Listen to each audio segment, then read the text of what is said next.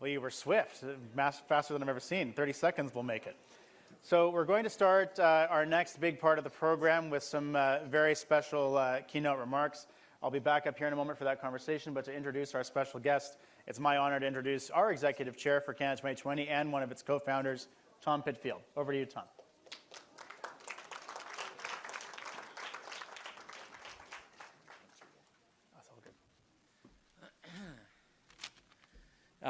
Hello, everybody. I hope you have full bellies and are ready for some great conversation. And just before we start, I just want to thank Braeden, Caroline, Mark, and the rest of their team for everything they've done today to bring us together, convene us here today, and feed us. So if we could all just give them a warm thank you.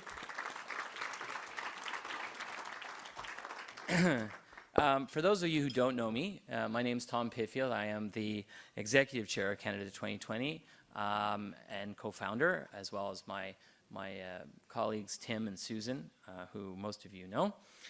When we founded Canada 2020 in 2020, Canada in 2006, our goal was to create an independent forum for progressive policy discussions committed to Canada's shared prosperity.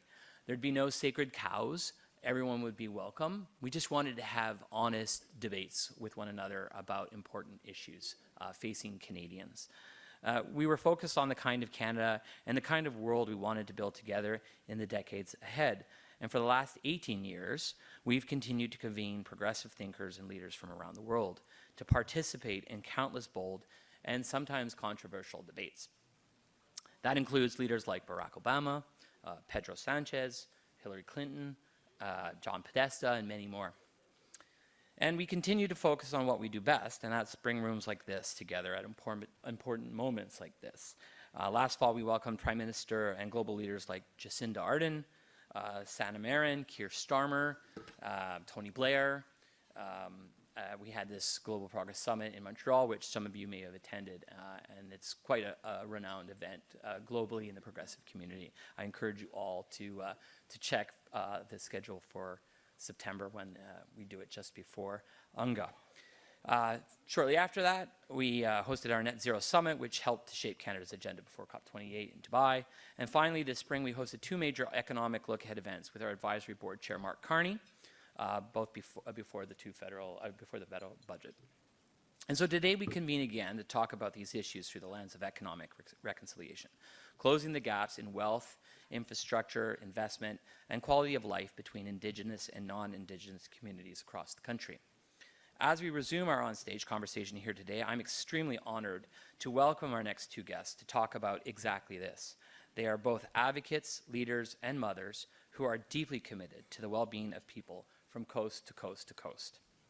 With Braeden moderating, please welcome the National Chief of the Assembly of First Nations, Chief Cindy Woodhouse Nepinak, and Minister of Indigenous Services, Minister Patty Hajdu.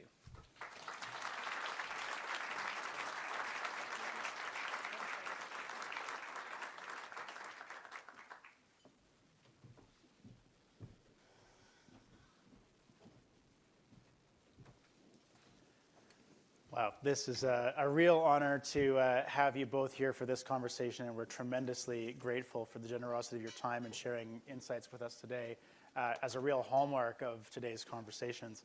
And we're going to start that with some brief opening comments from each of you. So, National Chief, it's an honor if you would lead us off. Well, thank you. Such a pleasure to be here. I see Chief White Duck in front of me, and I want to thank you for allowing us onto the traditional territory of your people, the Anishinaabe Algonquin people. There's a few other leadership that I see in the room.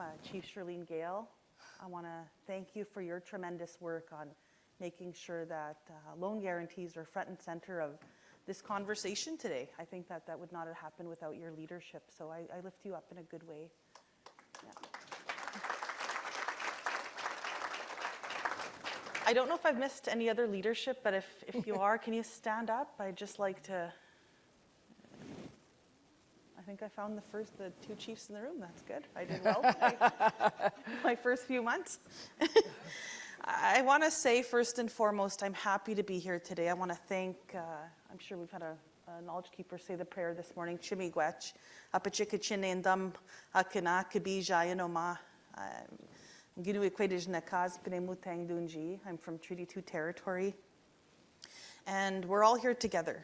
And in the beginning of this country, my grandfather, Chief Richard Woodhouse, had signed a treaty and on that treaty, we have the original medallion within my family at my house. And it shows that we're equal.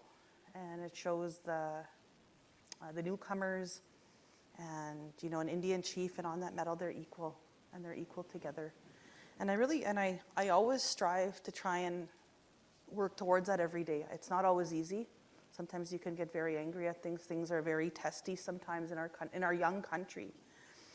But we have to remember that we only have 41 million Canadians in this country. And we're up against China. We're up against India. We're up against big, massive countries. So we don't have anybody to waste in our country, First Nations included. And I'm glad to have this conversation today with you, Minister, because we do have kids out there that are being left out of the economy. And every morning that I wake up, I always think, how do we get those kids to make sure that they have access to a good university education, to make sure that they have access to the internet, basic things that Canadians take for granted every day. We have to remember that there's those people out there that don't have access to those things, good roads, good transportation, that just to go to a fair, for instance, that we take for granted every weekend, that some of those people have transportation issues on getting to that fair, or basic things that we can think that are so easy for each and every one of us, that we remember those people, that they're there, and that we do better in this country. So I appreciate the opportunity to speak to you today about economic reconciliation and the national imperative for all Canadians to recognize that until there is a strong First Nations economy, there will be no vibrant national economy.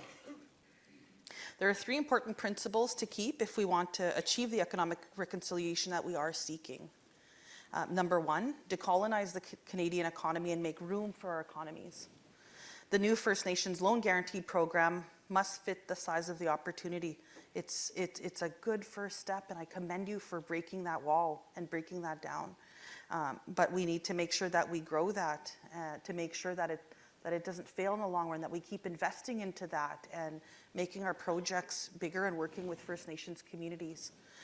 We must also be vigilant against pretendians, because our First Nations need to verify applicants to these government programs. Minister, since its founding, Canada has divided up the national resources and the rights to do business via government issuances of licenses for forestry, fisheries, agriculture, mining, and oil and gas, to name a few. At no time were the local First Nations people considered as partners or employees in business. Poverty was one of the many sorrows colonization gifted our people. Poverty and the restraint of the trade were centerpieces of the Indian Act. Doors were closed to my people, and our traditional gifts of intertribal trade and self-sufficiency were replaced with poverty and a lack of hope. Decolonization of the economy to the Assembly of First Nations means that our governments and people be entitled to an allocation of federal and provincial licenses relating to all aspects of the economy. To deny us the rights as the founding governments of Canada to these quotas and licenses perpetuates the exclusion from the economy which the Indian Act imposed. The second point I leave with you is in regard to the recently announced loan guarantee measures outlined in the recent budget. The Assembly of First Nations applauds the innovation, which is a necessary component of the toolkit our people will need to participate in major projects on our lands. The loan guarantee is acknowledged as a step in the right direction, for which we are grateful for. However, it pales in comparison to the number of projects forecasted for Canada over the next decade. In the next decade, it is forecasted that $560 billion of projects, primarily in the resource sector, will be launched in Canada on the traditional lands of First Nations.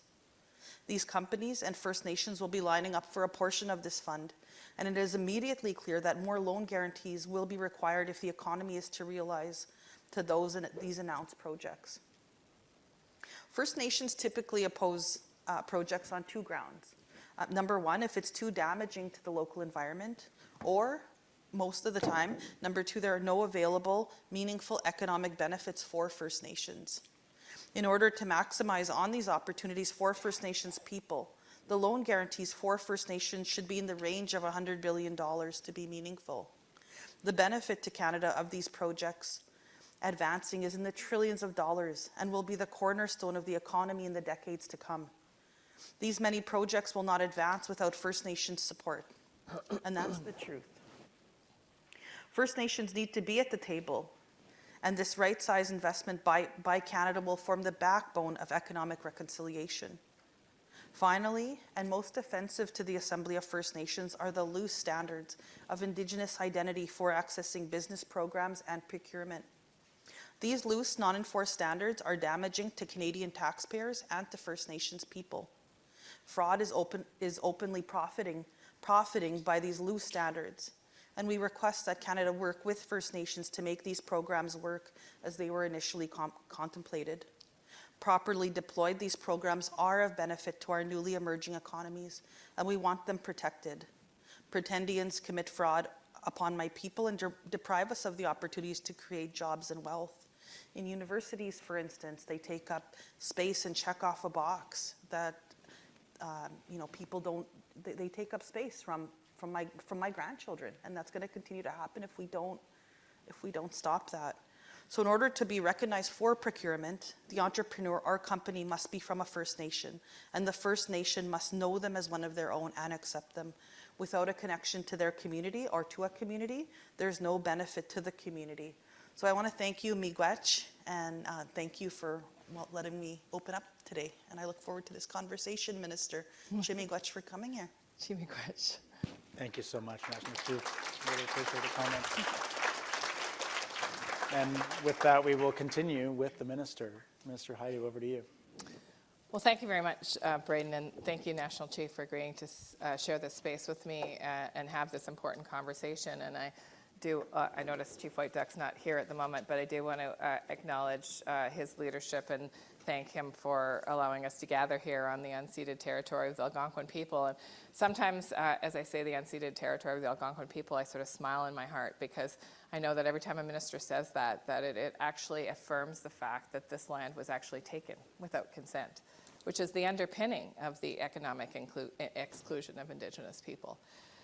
Indigenous people were intentionally excluded from the economy, as the Chief has illustrated in her remarks, I think, quite eloquently, through displacement of land, a huge piece of disabling people from ways of life and ways of prosperity that had been there for generations, through economic disempowerment tools like the Indian Act and many other pieces of legislation that forbade Indigenous people from participating, from even leaving their First Nation in many cases.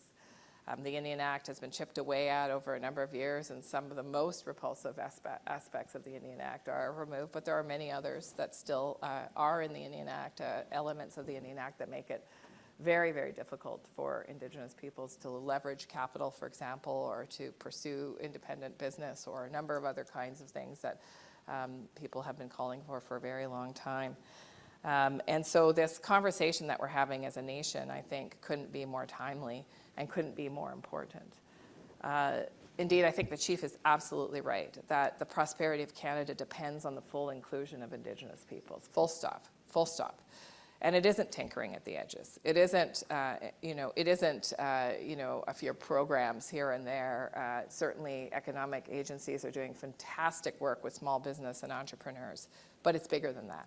It is about sharing. It is about sharing in the prosperity of this country in the ways that for generations, non-Indigenous people have benefited from the wealth of our natural resources and from the lands that we live on, and have sadly excluded the benefit to Indigenous peoples.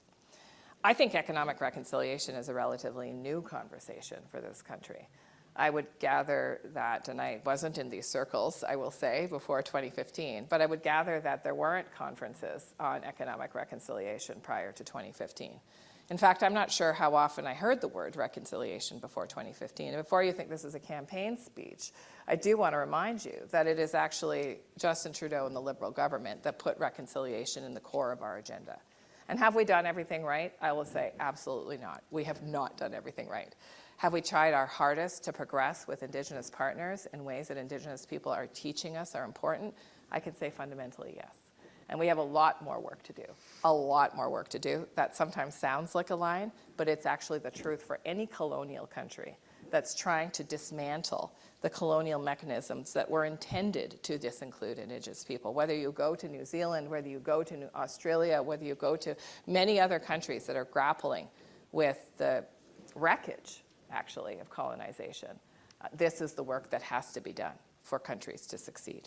So I'm really excited, and I feel the momentum. When I was first offered this job as Minister of Indigenous Services, and I look at Kat Kustash, and thank God I had you at the PMO when I was first appointed, that was a big piece of my anxiety, actually, was I knew the historic roots of this particular file. I knew what it meant to Indigenous people to have, quote unquote, the Indian agent show up in your community and decide for you what you would get and what you wouldn't get. And dispense small bits of funding meant really just to sort of keep people quiet, but not really elevate communities or elevate voices or educate children or continue that capacity growth that we're seeing through graduates that are coming back to community and building communities and businesses and economic opportunities. And I was reluctant, to be honest. But the words that the Prime Minister said to me as he saw my face was, I need you to fight for Indigenous people. And that gave me courage, because he knew who I was by then. I was the Minister of Health during COVID. That was a lot of fighting. And he knew my temperament. And so if he was asking me to do this job with heart, with passion, and with fire, then I thought, I can accept this job. And I do want to acknowledge Chief White Duck's mother, who I have boys, so I don't know how they would feel if I was talking about their mom at an event, but Chief White Duck's mother is Gina Wilson, and she's my deputy minister. And she is a powerful Indigenous woman, also transforming Indigenous services. And I think that's why we're having different conversations, because not only did the Prime Minister put reconciliation at the center of what we do, and again, big asterisks, no, it's not perfect, no, there's a long way to go. But he also started appointing strong women, including Indigenous women, to lead extremely important files. The Minister of Crown Indigenous Relations is Valerie Gideon, another strong Indigenous woman, shaping the way that we honor those treaties and settle land claims and get land back to communities so that that prosperous base can be fulfilled. And so I have so much to say, but I want to stop there and just say I'm very excited about this conversation. I do want to take note of the risk of people using programs that have been designed for Indigenous people fraudulently, and I think we'll have a deeper conversation about that, Chief, but I know that you've raised that a couple of times. Thank you very much. Thank you so much, Minister. Really appreciate those remarks. Let's give a round of applause in thanking the Minister for those comments as well.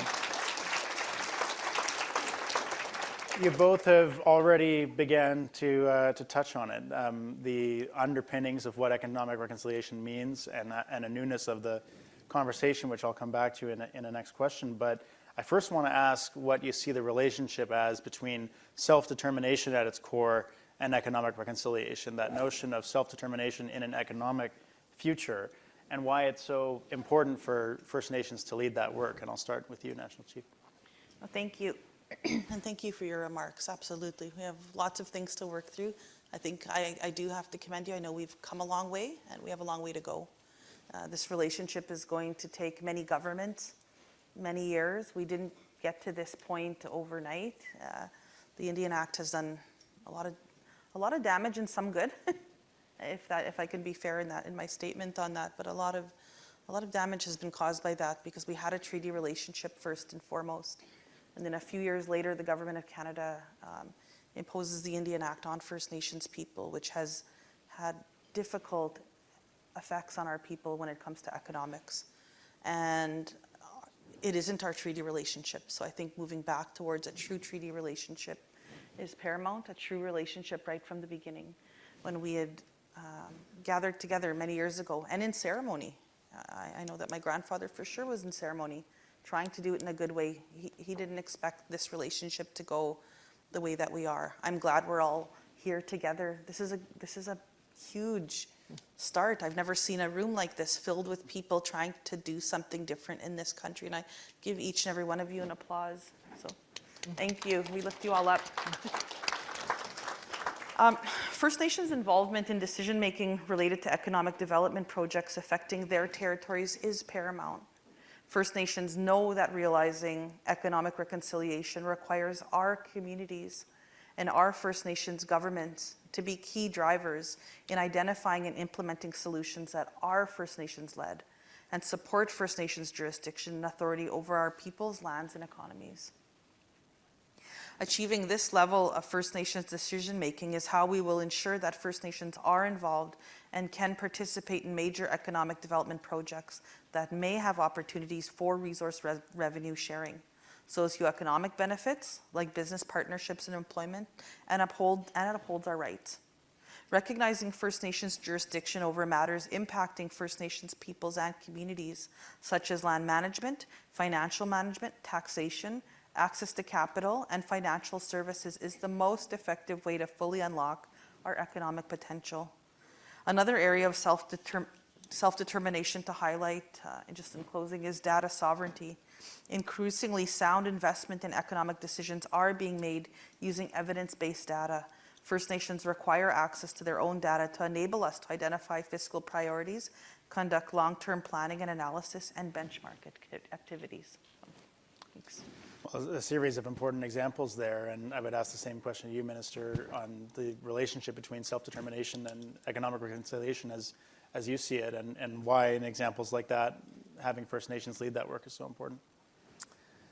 Well, yeah, it's a fantastic question because I believe that there can't be economic reconciliation without self-determination. In fact, when I look at some of the pieces of legislation and policy and change that we've been pushing forward with Indigenous peoples, it's built on the concept of self-determination. Child welfare is an economic policy. C92 and the restoration of the right to Indigenous peoples to care for their own children and families, to restore culture and language, regional education agreements that restore the control of education systems to First Nations and Indigenous peoples. You know, the water legislation that's in the House of Commons that will improve the rights of Indigenous people to monitor and protect the water that feeds their systems and prevent the kinds of damages that we've seen in places like Grassy Narrows and Curl Lake and many other places. These are all tools of, they're important social policy tools, but actually they underpin the economic reconciliation. If you don't have children that are proud of who they are and can stay in school and can graduate and can go on to post-secondary, then you limit and you hobble the capacity of communities to actually get ahead. We need every person, as the Chief said in her opening remarks, to reach their full potential. She's not wrong. The world is facing incredible challenges. Global instability, climate change, increasing inequality, social problems, anxiety and stress. God only knows what else is coming. But what we do have is we have an incredible asset, and that is a growing population of Indigenous peoples. In fact, Indigenous peoples and communities are the only populations that are growing. And what a waste to leave that untapped.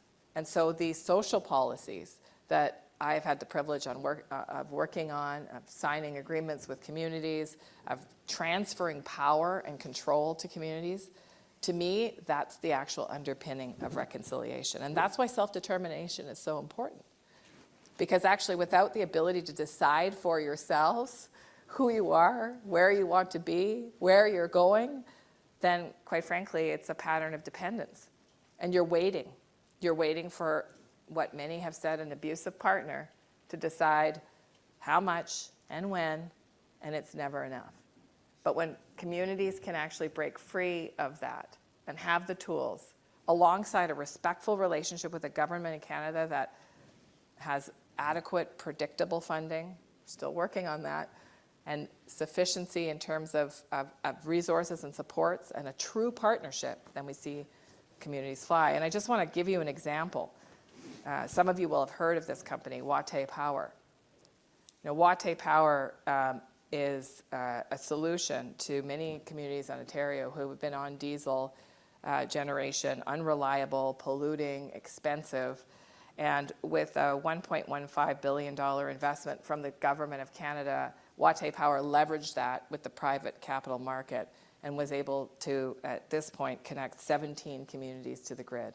And I have to give credit to Margaret Kennequash, who is the strong female leader of Watay Power. If you've ever met her, she's a force to be reckoned with. And that's the power of self-determination. Well, and you both have mentioned a relative newness of this part of that conversation of economic reconciliation. And amongst many of the factors that the minister just mentioned of a fast-changing, often unstable or anxious world now with many of the challenges we faced in health or in economics or in geopolitics, what back in that arc of reconciliation as a much longer one and a necessary one, does it seem like progress to you that there is now an economic reconciliation discussion taking place that's important? And what does it mean to you that the conversation is moving on in some important ways to how the economy and its levers of control could be returned to Indigenous leadership, National Chief? Well, historically, Canada has penalized First Nations for their prosperity. This has included prohibiting our engagement in some aspects of the economy, as well as attempting to offset funding based on a First Nations own source revenue. So this is a flawed approach. First Nations must be afforded a level playing field to prosper and determine for themselves how to utilize own source revenues to supplement underfunded or unfunded priorities. Economic reconciliation needs to be characterized by a growing emphasis on equity and inclusivity to address historical injustices. Fostering economic reconciliation remains an important cornerstone of our progress. When it comes to economic reconciliation, the Assembly of First Nation mandates identity 4 areas for significant joint policy and legislative change. Number 1, it's the return of lands, also access to capital. 3 would be governance capacity supports, and lastly, labor and employment supports. So these key areas will support the closing of socioeconomic gaps and the participation of First Nations in the economy. Thanks. Same question. Same question. It's a new dynamic, as both of you mentioned in your opening, that the economics of this reconciliation discussion be at the fore, that controls, levers of control and participation, much more than participation, are now at the discussion, at the forefront of the discussion on how communities can take back control of their prosperity. Do you see that as an important piece of progress in this? How can we keep that conversation deepening? Well, I mean, do I think this is an important part? Absolutely. And I would say that, listen, racism and exclusion is incredibly expensive. I'm just going to put it out there. I mean, people don't like when I use the word racism, but those in this room who've experienced it know it's alive and well, and it happens at the interpersonal level, it happens at the systemic level, and it happens at the economic level. And it's extremely expensive. It's expensive to maintain a system of exclusion. So it makes you ask, why then? If it's so expensive, why do we keep doing these things over and over and over? And I think, quite frankly, my observation over the last, especially 3 years in this role, is that the systems are so deeply entrenched in that approach that in order to actually jam through those systems and this is no offense, listen, there might be public servants here, you're all incredible. It's not you as a person. It's systems that are designed through a lens that actually is almost impenetrable for most other people. I think about the many steps, and I'm glad we have 2 chiefs in the room, to getting a project approved in your community. Well, first of all, you have to be on a list. Is your school that bad? How bad is it? I mean, it could be number 3, maybe it's number 10. If you're number 15, you're talking years away. And yet, I've been to schools on lists that are number 15 or number 16. And would I send my child to that school? Not if I could help it. But people in that community have absolutely no choice. And so the systems that are based on numbers and priorities and rankings and feasibility studies and engineering studies all feel really impersonal. And if you've never actually visited the community, which many people don't have an opportunity to do, it can be really difficult to be that fighter that I think we need for actually reconciliation. Because you can close the book at the end of the day and know that there's 25 other schools after that school number 16 and sort of feel like, you know, what can I do about it? But that's the power of politics. And I will go back to my opening statement. You know, in order to keep moving in this direction, we're going to have to ensure that the Government of Canada, whoever leads this Government of Canada, continues to ensure that reconciliation is a priority, because it requires persistence. And I'm looking directly back at someone who fought with me on many files. It requires pushing. It requires saying, well, why do we do it this way? Well, why can't we try it a different way? And it's not always just quantums of money. I mean, money is a big thing. And we've got a $360 billion infrastructure gap in this country. That's a big number. But it's more than money. It's the way that the system churns through these decisions in a sort of, we've always done it this way manner. And it requires unjamming it. And that's really the work that we are doing through legislation and through reforms at places like Treasury Board and through the ways that we make decisions as a government within a still very colonial Westminster system.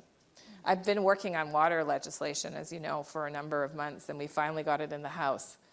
But, you know, it comes the closest, I would say, to anything we've ever co-developed. I'm anxious even using that word because I don't want to imply that I believe it's fully co-developed. But it certainly is a piece of work that we've done with Indigenous peoples. And I can tell you that every step of the way, people pushed back. But I will tell you also that there was a power in being able to go to my various colleagues and say, but this is what the partners want. But this is what the partners want. And if we're truly going to honor the UN Declaration Act, and we're truly going to honor a true reconciliation approach, then that means that we have to let go of our powers and systems and think about how we change them to invite more people in. Yes, thank you, Minister. And you've mentioned schools at the beginning of your answer, and I think let's talk about the social determinants of some of this, of economic prosperity in general. We know that education, health, infrastructure, safety, stability are deeply linked to anyone's success and certainly their economic success, and to work towards that. Socioeconomic gaps in education, like some of those that you referenced, and in housing, have to be closed, and that includes, you know, making sure that we have equity within growing Indigenous economies. And we know, as is both of you I think have said, that there's no economic reconciliation without every Indigenous child having a good education first. Teachers and schools recognizing the unique needs of First Nations children and equitable access to Indigenous language training too. So I guess I'll take it back to the National Chief again for starters and ask, in your view, what are the key social determinants that should be prioritized to establish a fair, equitable playing field to support First Nations students, kids, and their future? Oh, absolutely. Well, number one, I know, and I have to commend you, Minister. I know that we've been working on children in the background. We've had some success on, unfortunately, these kids having to, you know, we have a rollout of $23 billion right away to show those kids that they've been wronged through a really oppressive system. And as First Nations kids, there was more money on their head, and there was an incentive to take them from our communities and almost like create a new residential school through the child welfare system. I know people could get mad at me about that all the time, how harsh I am about it, but I really truly believe that our kids belong in our communities. Our kids belong learning our languages. My mother was, didn't have parents. Her white father and Indian mother left her on the reserve, but she stayed with our family. And I don't think I could be sitting here before you right now if we didn't have that, if we didn't have our language, our community, and our family together. And I think that we have to go back to that system of letting families decide how to keep care of our children. But we also have to make sure, of course, I know that I'm really hard on you all on the fall economic statement, leaving First Nations out when there's lots written about all these other countries, but there's just a piece written about First Nations. I know that it's sometimes tough to hear those numbers. And I know that we just finished a report that showed that we have a gap of $349 billion in infrastructure. And I know that it's an uncomfortable number, but it's something that we have to work towards every single budget, because without closing that gap, the gaps are going to widen. And it's so important, as the minister had said, how deteriorating our schools are. And we have to figure out a different way of funding schools in our First Nations communities, because they are crumbling out there, and these one-offs, it's not working that way. We have to find a way to build more infrastructure within our community. So I think a big discussion on how do we close that gap to 2030. We have that commitment to keep working towards that. We have a fall economic statement coming up that will, for sure, as the Assembly of First Nations, put our asks forward once again to push forward, and we'll do that again at the next budget and the next budget and the next budget. But at the same time, we have to figure out a different way on making sure that we create, that we're able to use the banks in this country, I'll say, and leverage that way out of some of this this tough space that we find ourselves in. And I think I think the other thing that we should also focus on is education, because in Canada there's this big notion that our kids get free education and that they get access as soon as they graduate, that they have access to universities. They don't. There could be 40 kids on a First Nation community and maybe 2 get very limited funding, 2. So if there's something as a country that we can do, it's to invest in those post-secondary education students, giving them enough to give them a boot up, because their parents didn't have the boots to pull up after residential school, after day school, after the 60s scoop. We put those investments in now, we're going to grow a whole generation of young people that have access. And I think that there's that gap there, and there's that misunderstanding in our country. And I think that we can all do better together by working towards that and putting investments in to our young people, so that they can, you know, they're going to do a lot better than many of us are in this room. They're going to have more opportunity than we have. And it's rooms like this that are going to change that and change those policies and push this country to do better. So thank you. Thank you. And a key balance of your portfolio and responsibilities are these social determinants. So over to you on that question, Minister. Yeah, well, thank you, National Chief. And I think she's kind of hit the buckets exactly the way I would. First of all, infrastructure. And, you know, I always get asked, I used to talk excessively about the social determinants of health before I was elected. In public health, that's pretty much what you talk about all the time. And people would sometimes say, well, which is the most important? And actually, you can't really untangle them. In order to get a good education, you need decent housing. And in order to be able to have economic prosperity in your community, you need infrastructure. And in order for people to get an education, they need health. And so these all intertwine together.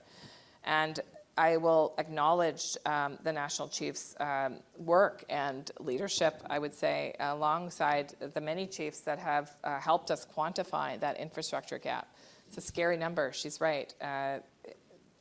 Depending on how you count it and who's included, $360 to over $400 billion of infrastructure required across this country to level the playing field. That's just to get people to a level playing field across the country.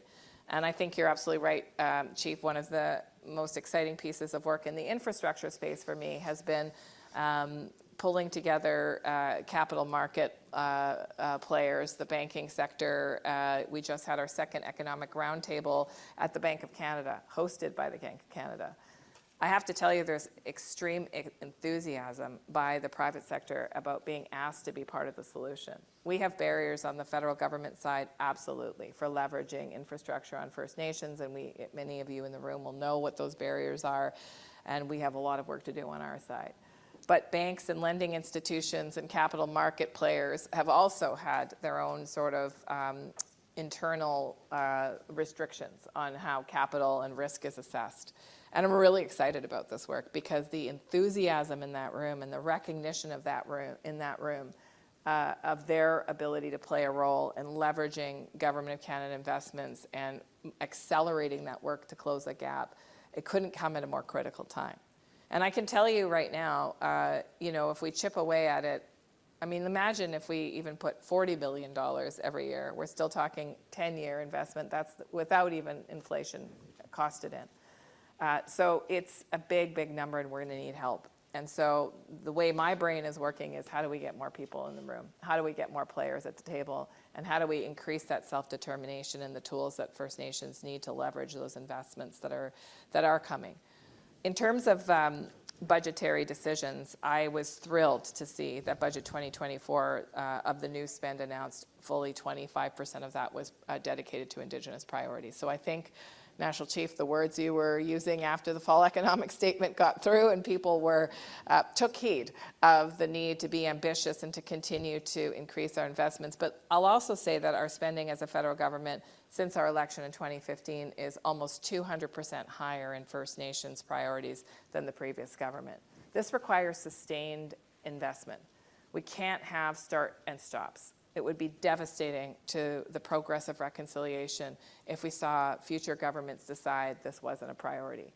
But I'm almost hopeful, I am hopeful, that Indigenous people are not going to let that happen, and nor are the capital markets and the other players that are increasingly considering themselves allies in this work. It shouldn't only be on Indigenous people to advocate for equity. Advocating for equity is a space that I've been in my whole life. It's exhausting. It's exhausting, it's fatiguing, it's depressing, it's important, but it's tiring. And so it's really refreshing to start to see other people in the space of advocating for equity. And so I would encourage those of you in the room that are from other sectors not to let up, because Indigenous people will do the fight they always have, but they need the allies as well.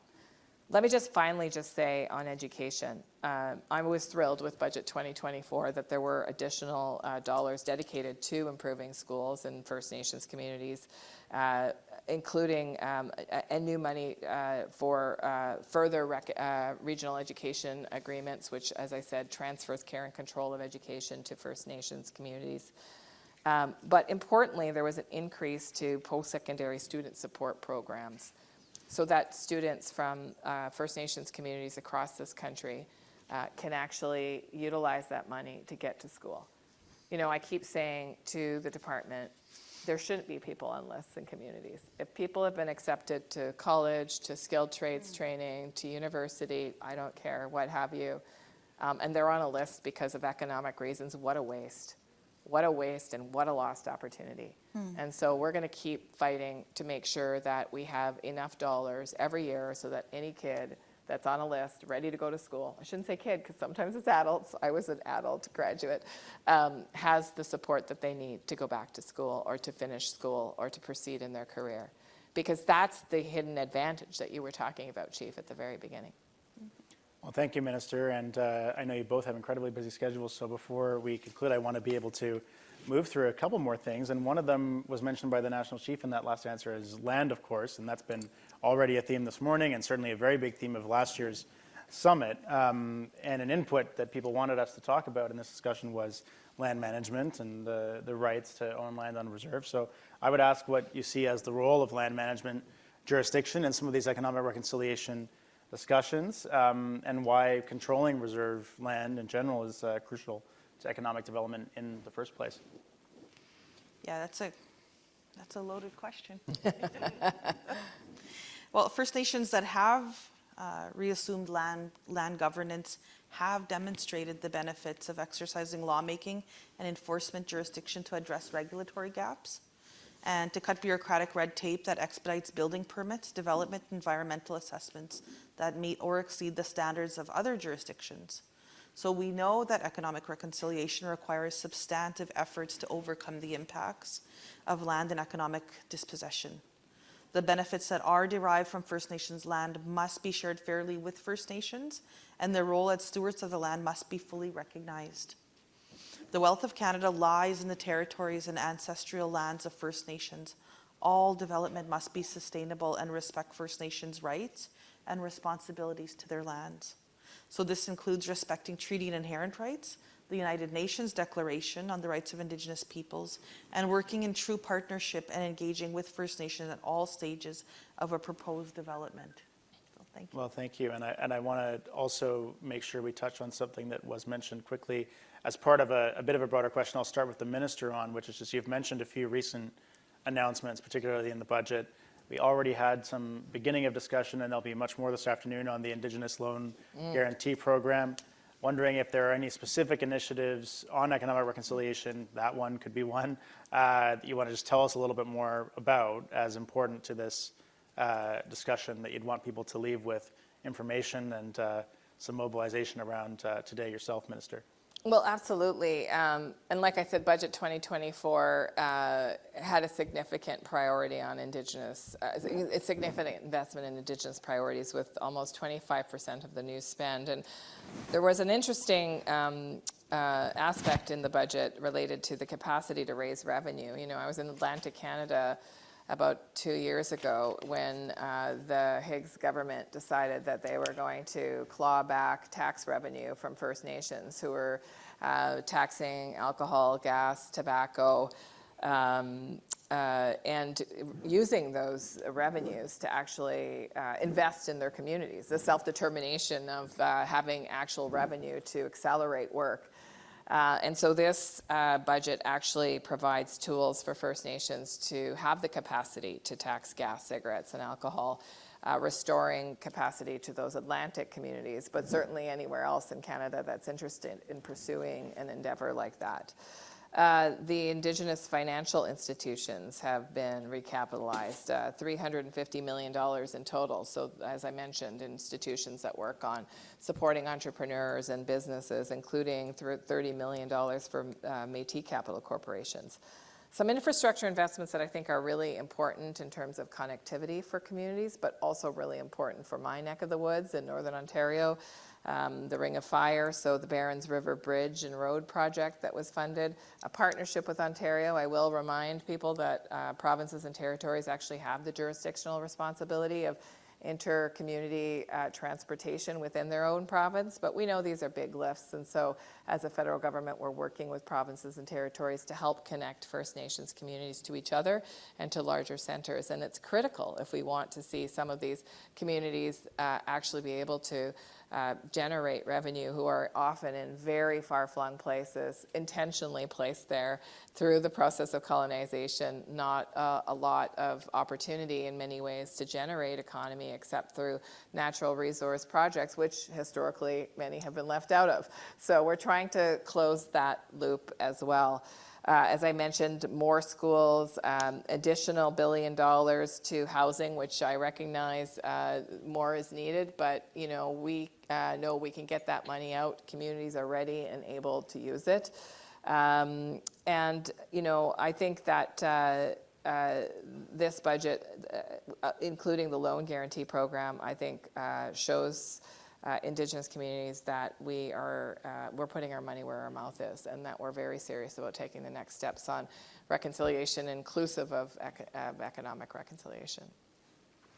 Well, thank you very much. And as we then begin to close, I have one last question for you each, and we'll start with the National Chief, but it would be, what do you think is missing from this economic reconciliation conversation, not just today, but where we need to be having it year-round? And what's perhaps one thing that leaves you hopeful about where we can head forth from here?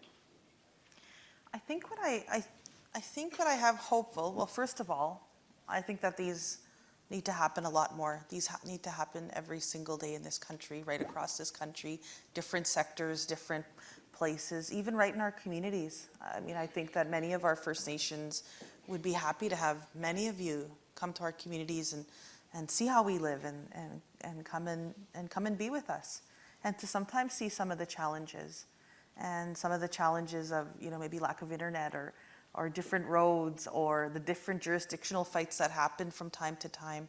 I think one thing that I'm hopeful of, I know the Minister and I, hopefully we have some good news real soon, but it's trying to reform the child welfare system to put it back into the hands of First Nations people. Because even though you know, sometimes maybe there's not enough housing or not enough access, you know, there's the education may be crumbling, but at the same time, when you bring families back together, as a mom, I always think of my boys and my children. If you have to leave us alone, you have to let us be a family. And by intruding and separating that, and when I hear horrific stories across hospitals across this country taking a newborn from their mother, it just irritates me. And I know that we've now put a stop to that. We're now starting to have these really open conversations about how this stuff interconnects with each other. The stronger our families are, the more stronger that we're going to become. And I want to commend this entire country for working on Indigenous Languages Act and, like Bill C-92, of course, I just talked about, making sure that stuff that we never gave up, but that Canada's starting to recognize that gives me some hope. And I know that we have a long way to go. It doesn't just stop today, and it just doesn't stop at one particular bill over here, but that we have a lot of things to close off and that we're starting to work together. I think that gives me hope. The loan guarantee, the start of it, that's huge for many projects, and to make sure that there's boots on the ground and that our young people are starting to have access to the economy more than ever before. The internet, I know that some communities don't have access to that, but some that do, that it's bringing us closer together, sometimes farther apart when there's debates, but closer together in a good way. And just seeing this gives me hope today. So thank you, and thank you to Canada 2020. I commend each and every one of you. Well, thank you very much. And Minister, any things you think that we need to be thinking about on the year ahead, or things that are leaving you hopeful that we should take away? Yeah, I am hopeful about the progress we've made over the last 9 years in this country. And it speaks to me about intentionality. You're not going to do something if you don't talk about it, if you don't put it on the map, if you don't decide. And people will ask me, let's talk about boil water advisories for a minute. People will ask me, well, why did you set such an ambitious target if you knew that it was going to be difficult, if you knew that you might not reach it? And my answer is, there's nothing wrong with a stretch goal. Imagine if we were like, you know what, maybe we'll lift 25% of them, I don't know, maybe. Or maybe we wouldn't have put that number out at all. Maybe we wouldn't have had any ambition. I remember the day I was campaigning in Northern Ontario. I happen to know a lot about First Nations communities because of where I live and the communities that I have relationships with. And we're driving around in Northern Ontario, me and my little campaign aide, and we're getting the daily updates from the party about what we're announcing. And the Prime Minister announces we're going to lift all boil water advisories. And just knowing a little bit about that, I'm like, oh boy, that's a big lift. And it wasn't just money. Money's a big part. I will tell you, the money's there. There are so many moving parts to lifting a boil water advisory, and all of you know what those parts are. There's people, and there's equipment, and there's remoteness, and there's diverse communities. And, the Atlantic Water Authority is a fantastic example of what can be done when people come together to actually support each other. So I would say that I hope that we continue to set those stretch goals for ourselves as a country on this journey together. The second thing I would be hopeful for is that this conversation trickles into every space, so that municipalities are having conversations about the opportunity of being more welcoming instead of the cost or the burden, like happens in my community all the time. The Thunder Bay Chamber of Commerce is doing an economic study right now with a number of other partners in the community, including Fort William First Nation, about the economic benefit of Indigenous peoples in Thunder Bay. Thank God, because I want to change the channel. Because I know that First Nations people are buying houses and cars and raising their kids and spending money in the grocery store and taking their kids to soccer camp just like everybody else. And so we need every Canadian to understand that we are each other's people, that we might have different customs and different languages and different ways of thinking about the world, but that we are each other's people, which is essentially where we started, with the chief saying that there's no way Canada can prosper if we plan to leave a whole bunch of people behind.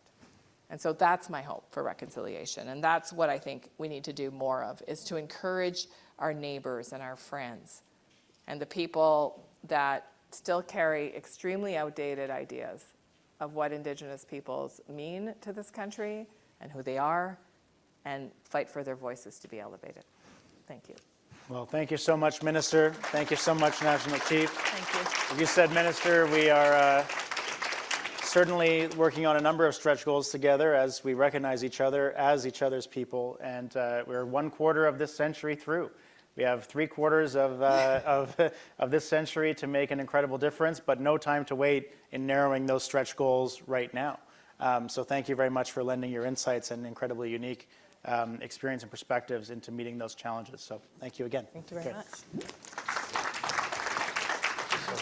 Yeah. Oh, that was great. Thank you. Thank you, Minister. Thanks, that was fun. Thank you. All right.